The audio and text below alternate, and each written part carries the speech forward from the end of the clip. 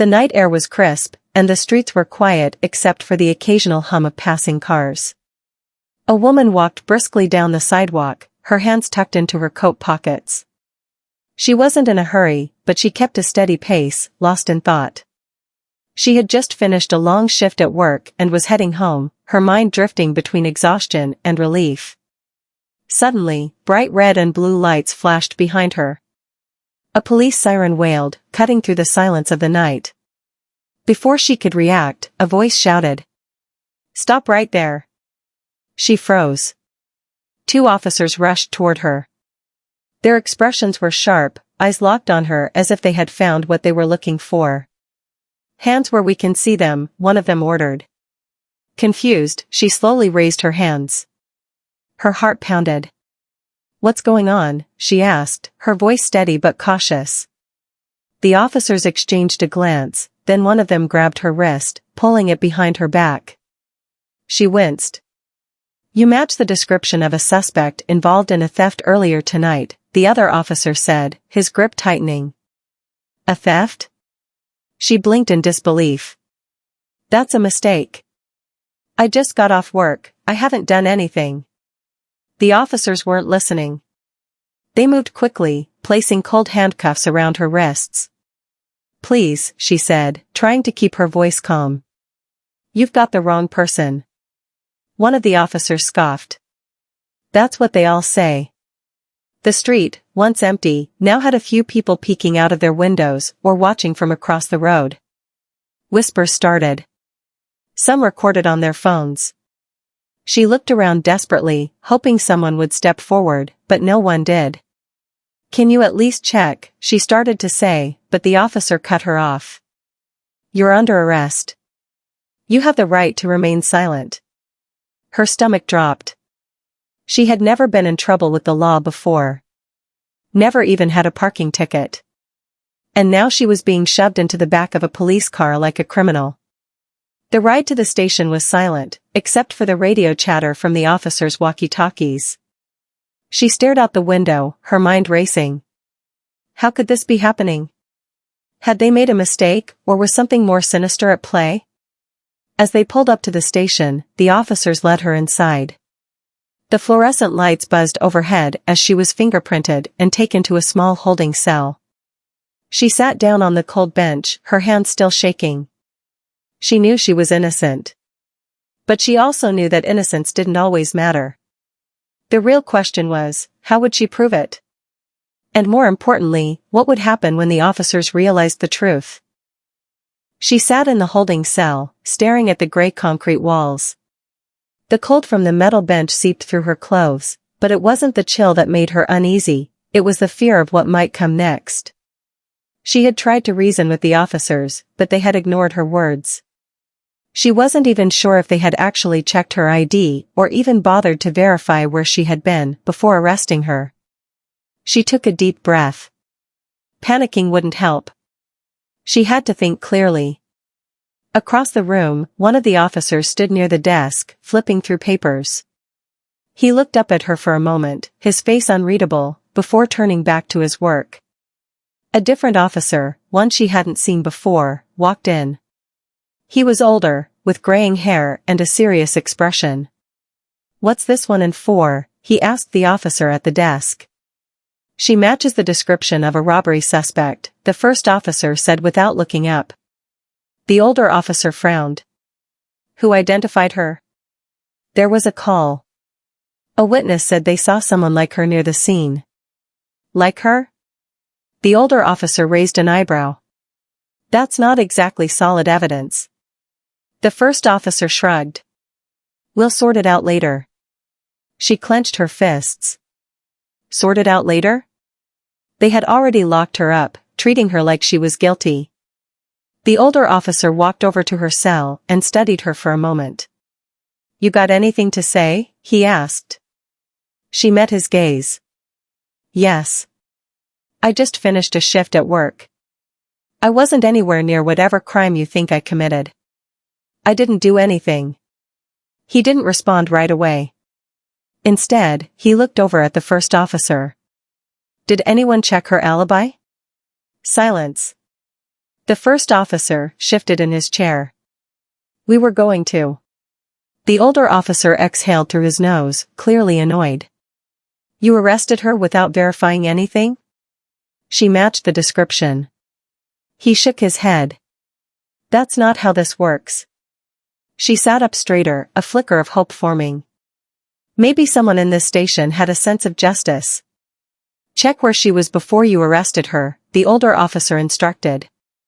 Call her workplace. Get security footage. If she's telling the truth, she shouldn't be here. The first officer hesitated. I mean, if she's innocent, she'll be released anyway. No harm done. Her stomach twisted. No harm done? She had been handcuffed, humiliated, locked up. Her job, her reputation, everything could be ruined by this false arrest.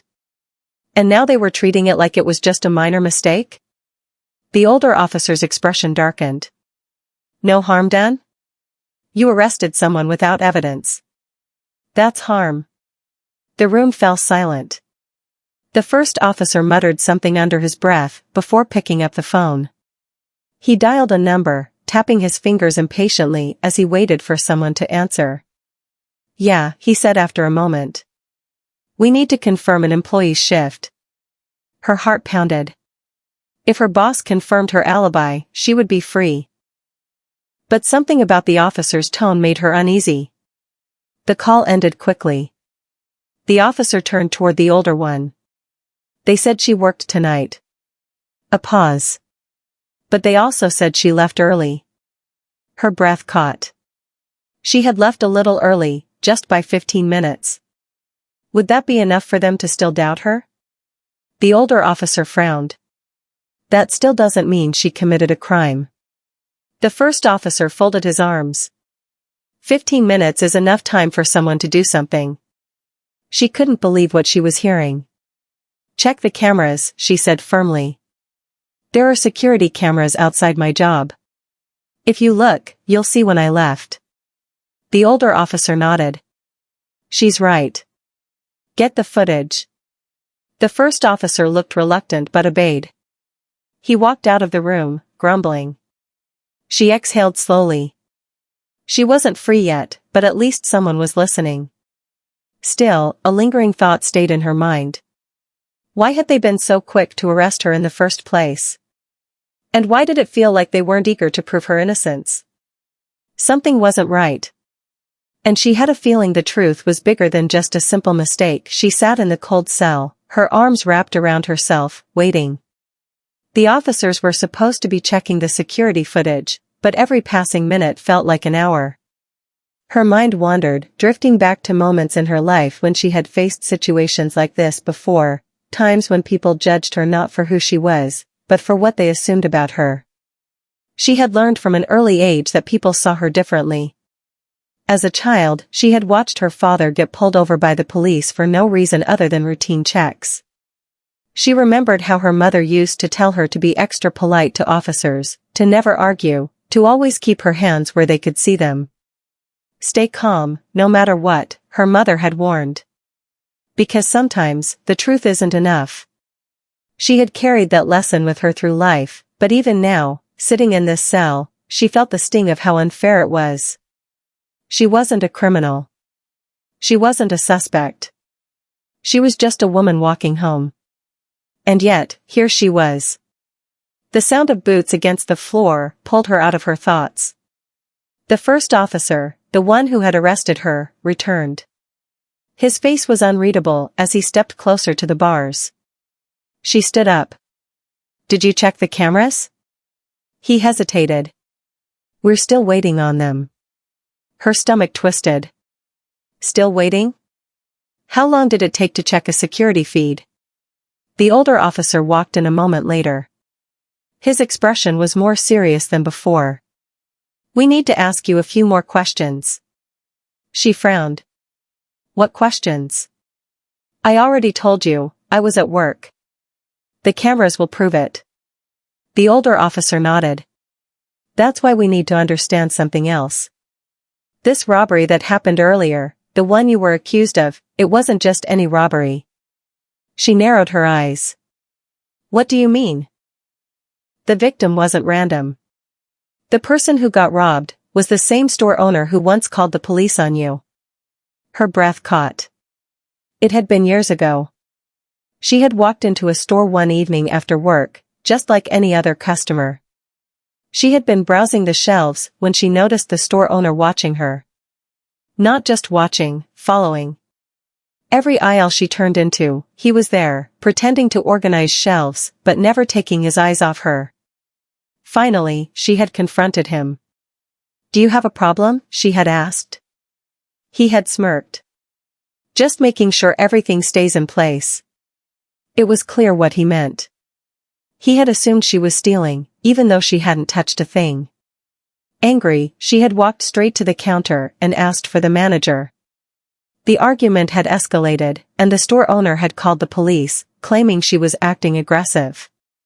The officers who had arrived that night hadn't arrested her, but they had made it clear whose side they were on. They had told her to calm down, had taken the store owner's statement without question, and had escorted her out like she was the problem. She hadn't gone back to that store since. And now, that same store owner had been robbed? And she was the first person the police arrested? She took a deep breath, trying to control her emotions. "You think I robbed him because of something that happened years ago?" The first officer shrugged. "It's suspicious." "No," she said firmly. "What's suspicious is that you arrested me without proof. What's suspicious is that someone pointed the finger at me, and you didn't even question it." The older officer was still watching her carefully.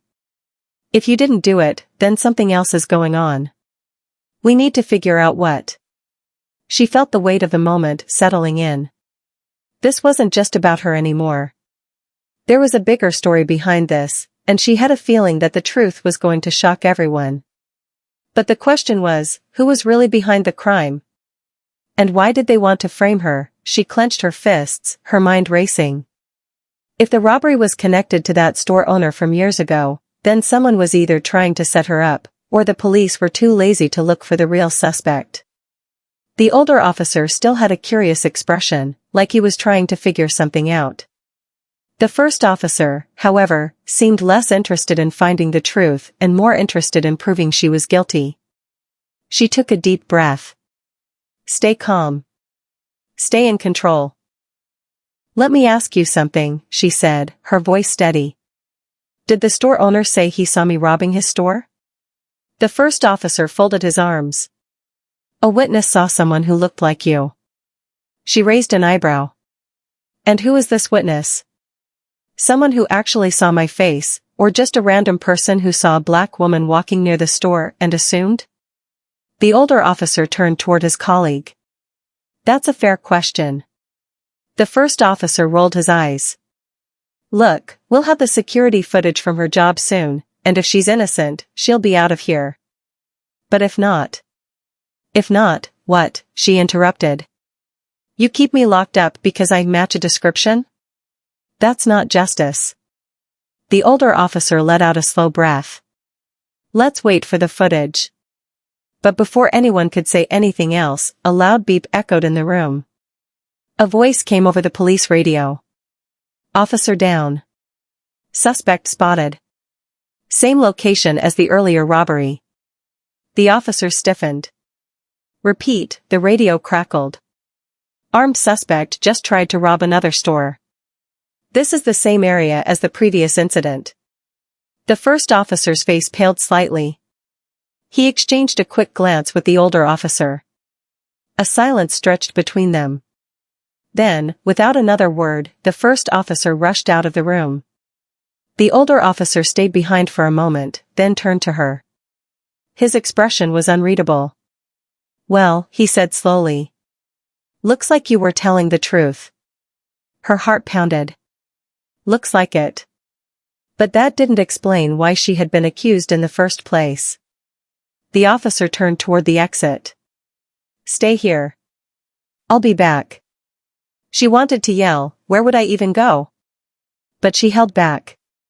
Instead, she sank onto the cold bench, frustration and relief swirling inside her.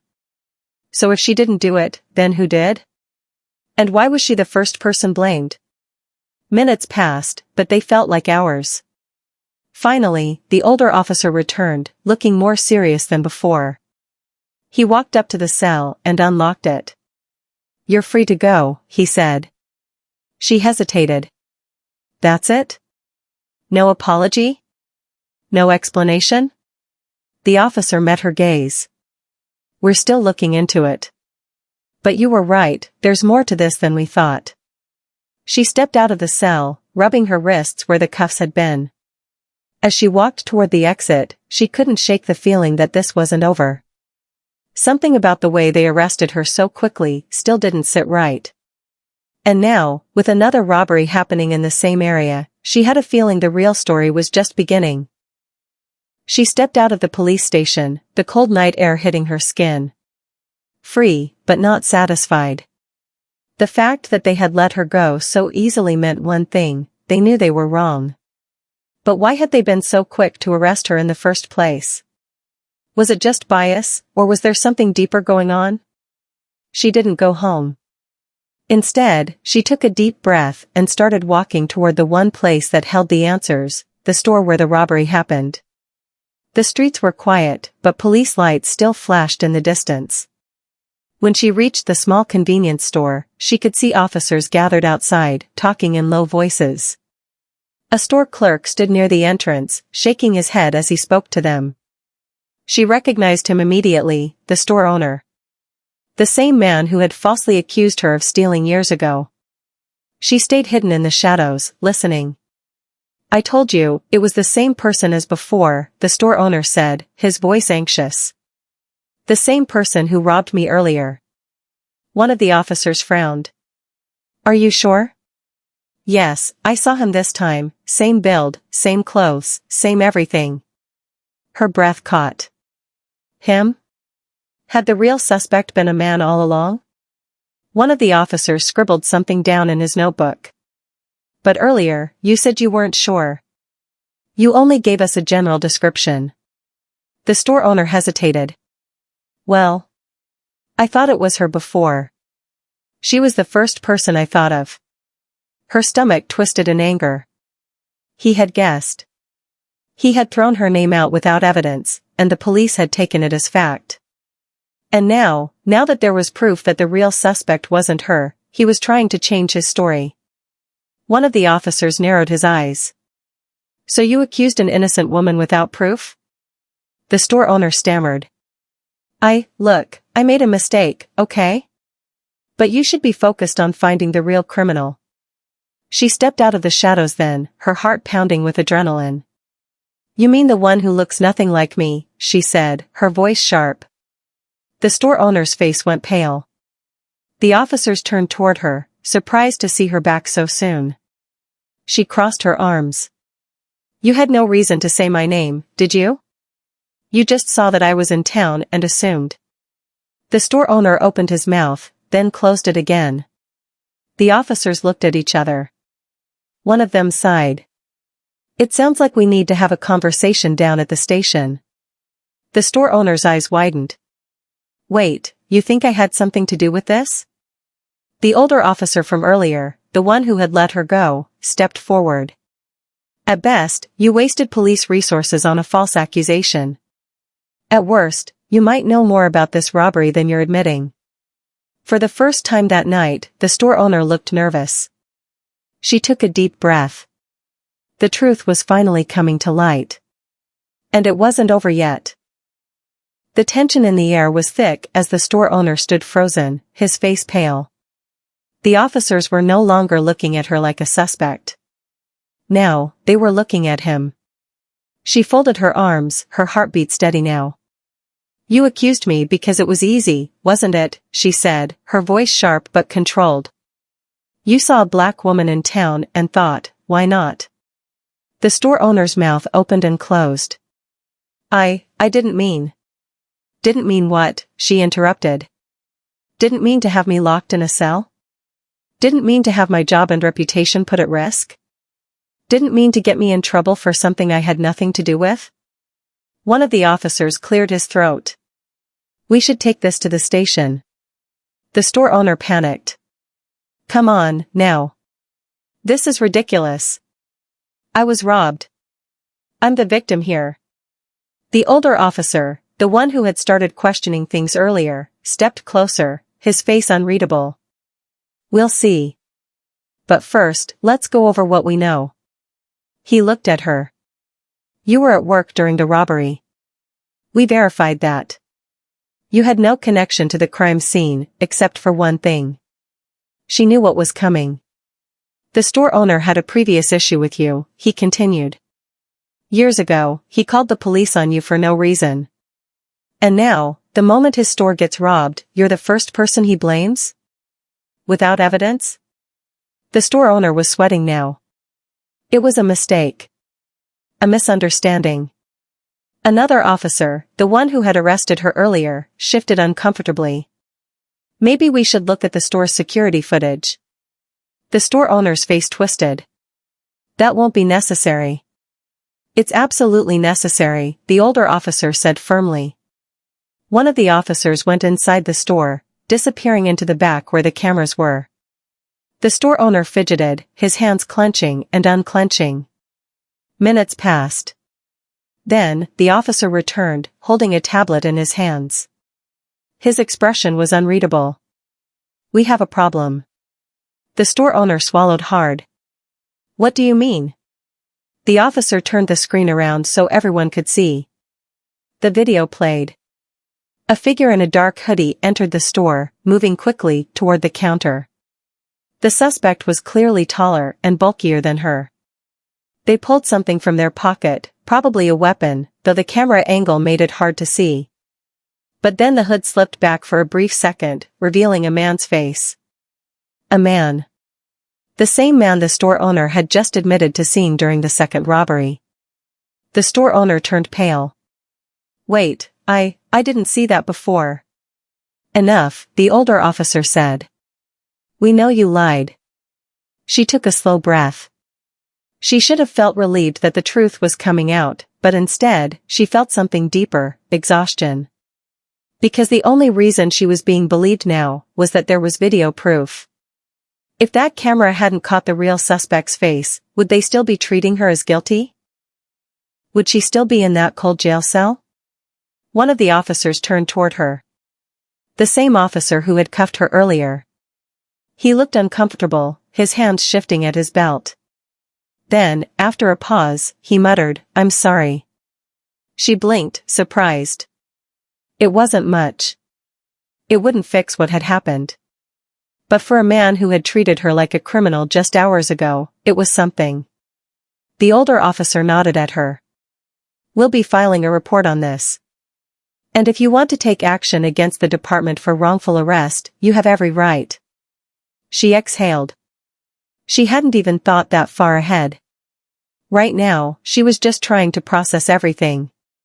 The store owner was still stammering, trying to explain himself, but no one was listening to him anymore. She had walked into the police station in handcuffs. And now, she was walking out with the truth on her side. But she wasn't done yet. She had a decision to make. Because if this had happened to her, how many others had been falsely accused before? And how many never got the chance to prove their innocence? She walked away from the flashing police lights, her breath slow and steady, but inside, she was still processing everything. The truth had come out, but why had it taken so much for people to believe her? She had spent hours in a cold jail cell for nothing, because someone thought her face, her skin, her very existence made her fit the description. The officers had been quick to cuff her, slow to investigate, and only when the real suspect was caught on camera did they admit their mistake. And even then, the apology had been quiet, hesitant, an afterthought. But she wasn't an afterthought. And neither were the countless others who had been through what she had, but never got justice. She reached into her pocket for her phone, her fingers brushing against the smooth screen. She had a choice. She could go home, pretend this was just another bad experience, and try to forget it. Or she could do something about it. Taking a deep breath, she made her decision. 1 month later. The sound of voices filled the air as she stepped up to the podium. A small crowd had gathered in front of the police station, people holding signs, reporters holding microphones. She had never imagined herself standing here, speaking in front of cameras, but when the police had offered her a quiet settlement to make the situation go away, she had refused. She didn't want money, she wanted change. She gripped the edges of the podium and looked out at the faces in front of her. Some were strangers, some were people who had reached out to her after hearing her story. Some had been through the same thing. And some were officers, watching from the side, their expressions unreadable. She took a breath and spoke. "I was arrested for no reason," she began, her voice steady. "Not because there was evidence against me. Not because the police had done their job. But because someone saw me and assumed." A murmur rippled through the crowd. That night, I was lucky. Lucky that there were cameras. Lucky that the real suspect was caught in time. But let's be honest, if that footage didn't exist, if the real robber had never been caught, would I still be free? Or would I still be sitting in a jail cell, waiting for someone to believe me? She let her words hang in the air. The weight of them was heavy. "I'm not here because I want revenge," she continued. "I'm here because this happens too often. And too many people don't get the chance to clear their name." A few people nodded, agreeing. "So, I'm asking for change. Real change." She turned slightly, looking toward the officers standing off to the side. Some looked away. Some listened. Better investigations. Better training. Accountability. She glanced at the older officer who had questioned things that night, the only one who had taken a second to listen. He met her gaze and gave a slow nod. She had no illusions that one speech would fix everything. But she had started something. And that was enough. As she stepped down from the podium, people clapped. Reporters called out questions. But she didn't stop. She had said what she needed to say. She walked away, her head high. She had been arrested. She had been humiliated. But she had also stood up, fought back, and won. And maybe, just maybe, the next time something like this happened, someone would think twice before making the same mistake. Because now, people were watching. And she wasn't going to let them forget.